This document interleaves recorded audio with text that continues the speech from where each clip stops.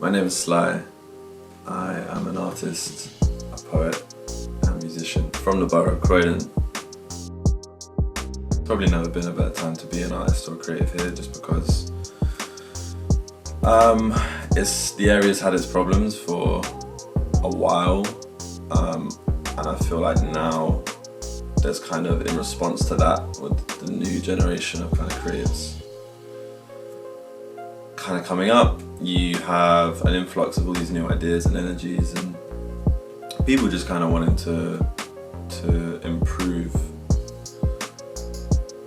not just their lives, but like the kind of quality of the community around them, or the inspiration maybe around them. And there's a lot of people doing things. It's just Croydon don't really have the same funding or resources maybe that more inner city London has.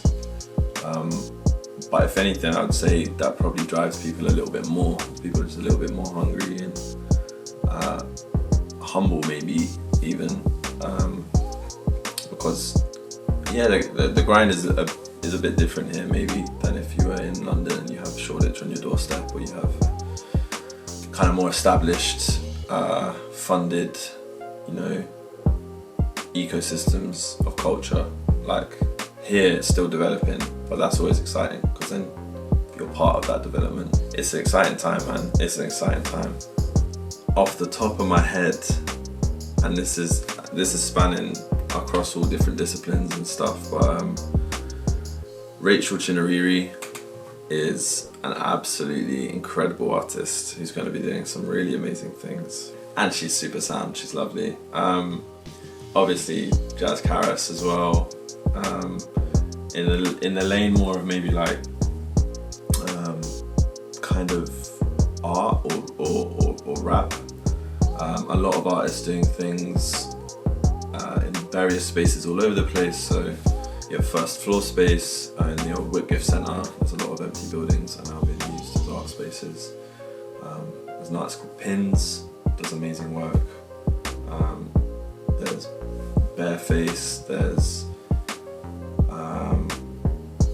just a whole, just in graffiti as well. I mean, they're kind of more underground ones, like, to say they're ones to watch.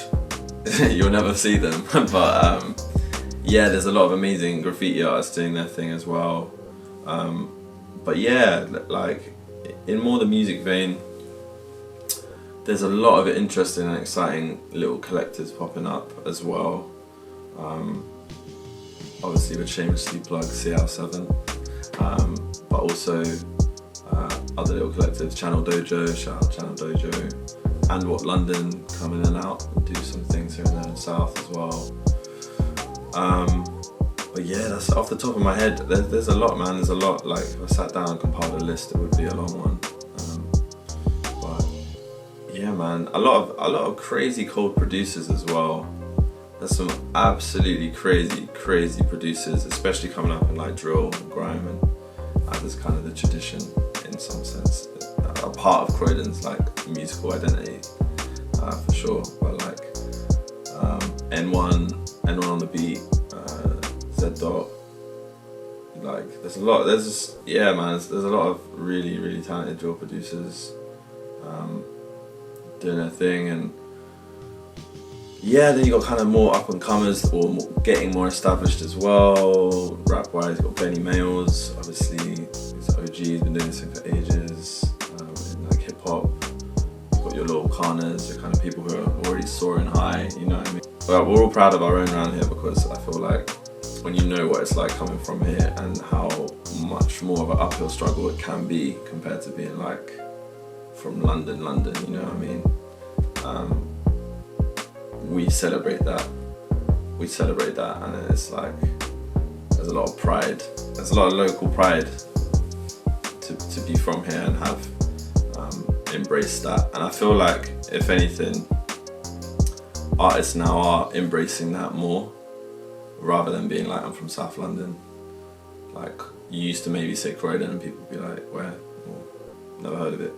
And now you have Stormzy on all these American radio, huge platforms like Sway in the Morning and Hot Since 97 and Charlemagne the God's podcast, and he's talking about Croydon, and he's mentioning where he's from and how it's influenced him as a person and as an artist. And it's being put on the map, man. It's being put on the map, like, internationally, and it's an interesting thing to see happening, because obviously there's this whole, is it London, is it not, discussion. But regardless of what the answer to that is, or there's not a simple answer, people are embracing the fact that they're from here, rather than, you know, dropping it from their PR campaign, putting it under the rug and saying South London.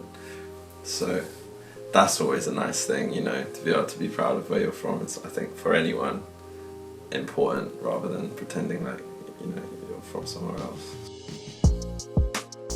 It's just a raw place, like, it's raw. It's a very raw energy, and it's very real. Life can get very real here, in the sense of just situations and certain experiences that you might have growing up and, like, being around these ends. But I'd say in a twofold way, like, you know, that can be very raw in, like, an urban way, because if you start going into, like, Heath and Norwood and Norbury, and it's like you're going more inner city, and it's a bit more, it's just more urban. Like, you know, that part of Croydon is a whole different energy. And you know, you see it and hear it in, you know, grime and drill and all of that, and you just, that is without doubt a part of who I am as an artist, and have, you know, I love that culture, man. Like, even though obviously it has its problems, and there's a lot of, it comes from a lot of pain and poverty, and, like, some just sad stuff occurring. At the same time, I would say, you know what, like, there's a lot of green and natural spaces and parks, and, like, you start going out towards, you know, Caterham and Coulsdon and Purley and these areas. Like, there's some stunning places. There's some really beautiful places to escape to as well. And I think that's what's interesting. I'd say Croydon, in that way, it really is the urban jungle. Like, it really is, because you're on that point where it's almost not really a city anymore, but it's nature. And it's the mix of both of them. And I would say I've had both the blessing and the curse of maybe, like, having the worst and the best of both those worlds. I would say probably that. Yeah, that's how it's maybe influenced me. Obviously, I could talk about music and culture, and, you know, sound system culture, and all of the reggae that would be blaring out the reggae shop on the high street, or, you know, squat parties, or, you know, grime clashes, just, or spitting on the streets with your friends and dancing and just getting up to mischief. But yeah, outside of the music, I'd just say Croydon as a place, it's just raw.